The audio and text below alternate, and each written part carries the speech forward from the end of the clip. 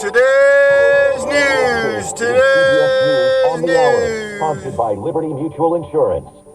I'm Steve Kathan. Treasury Secretary Janet Yellen is telling Congress the U.S. banking system is still on good footing after two recent bank failures. Secretary Yellen says the government moved quickly. The government took decisive and forceful actions to stabilize and strengthen public confidence in our financial system. In testimony before the Senate Finance Committee, Yellen added those actions, followed by the failure of Silicon Valley Bank and Signature Bank, sends an important message. That our banking system is sound and that Americans can feel confident that their deposits will be there when they need them. Yellen also defended President Biden's fiscal 2024 budget blueprint, which some Republicans have labeled unserious.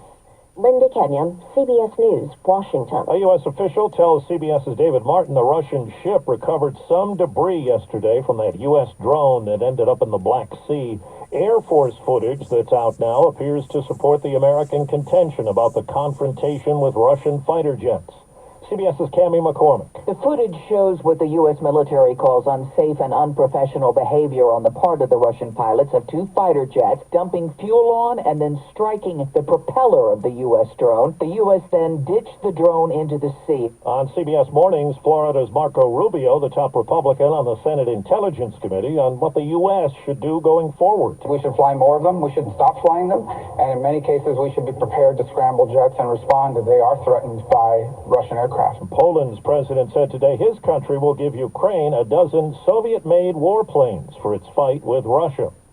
The rain has finally stopped in California, but there's plenty to deal with in the aftermath, as we hear from CBS's Carter Evans.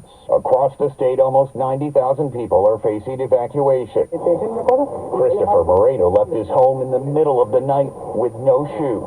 He's been living in his car for almost a week.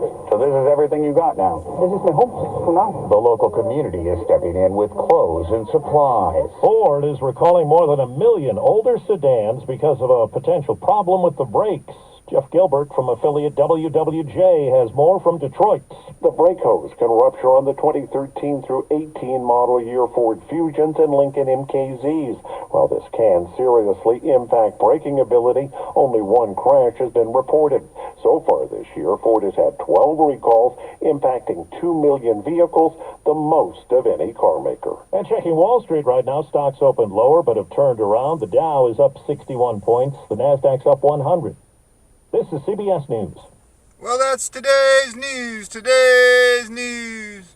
I didn't hear any good news, did you?